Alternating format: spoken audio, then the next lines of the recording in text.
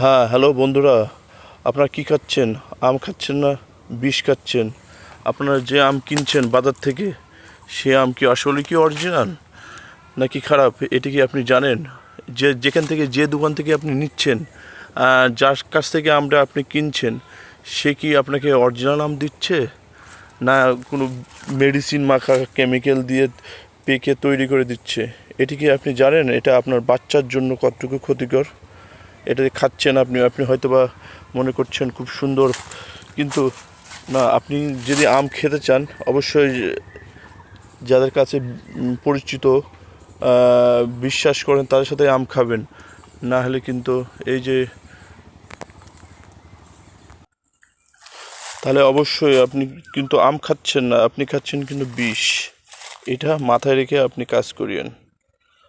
ভালো থাকেন বন্ধুরা সকলে, আবার পরবর্তী ভিডিওতে দেখা হবে। Bye bye, tata.